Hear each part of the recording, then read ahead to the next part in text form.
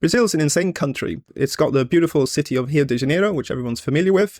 But then if you go to the south of Brazil, and some parts down here look like you're in Germany, and you might see snow in wintertime. And then if you go to the northeast of Brazil, here it's hot all year round, and it's got beaches just as beautiful as the Caribbean. And then you've got the city of Sao Paulo, which many say is the real-life version of Gotham City. And in the north, you've got the Amazon rainforest, where in some states, monkeys outnumber humans. And let's start with the north of Brazil. And if I had to choose one word to describe this area, it would be rainforest. And in between 70 and 80% of the land is covered by the Amazon rainforest. So this region is made up of 7 states, and the biggest state in this region is Amazonas, and this has a big city in the middle of the rainforest called Manaus, which has over 2.3 million inhabitants, and for some reason they decided this is a great place to have lots of factories making fridges, washing machines and TVs. But the roads in this region aren't the best, to put it lightly, so a lot of people, and also businesses transporting goods, use boats on the Amazon River to get out of the city. But if you thought Manaus was isolated, you've got another state called Amapá, and this is the only state in the whole country which doesn't have a direct highway connection to the rest of the country. And they say this state is a bit like Planet of the Apes, because apparently monkeys outnumber people in here. Okay, and the next region is Northeast.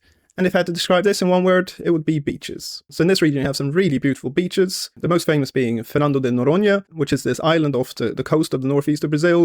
And it has beaches which have been voted the most beautiful in the world. But you have lots of beautiful beaches on the mainland as well. So you've got Maragogi, which has been called the Caribbean of Brazil. You also have Jericoacoara, Praia dos Canheiros, Morro de Sao Paulo, Pepa, Porto de Galinhas, and many, many others. And then another very famous area in this region is the Lençóis Maranhenses, and this is a national park, and it's covered in these white sand dunes and crystal clear freshwater lagoons. And then you've got the central west of Brazil, and if I had to choose one word to describe this region, it would be agriculture. And this region is just full of farms, lots of cattle ranches, and lots of fields growing soybeans, corn, and cotton. So this region is made of 3 states and a federal district area. And then the biggest state in terms of landmass is Mato Grosso, which is made up of these large farms, but also an area called Pantanal, which is the world's largest tropical wetland. And here you can see lots of cute capybaras and also lots of jaguars and caimans. And then the next region is the southeast of Brazil. And if I had to describe this region in one word, it would be wealth. So this region includes Sao Paulo,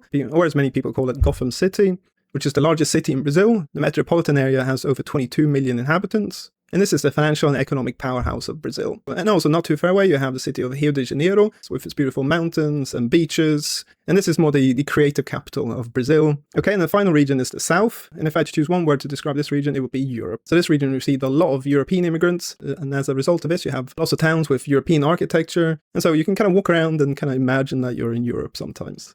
And then the south is the only region that gets really cold in winter. So in the mountainous areas here in the south, temperatures can fall below 0 degrees Celsius, and sometimes it snows.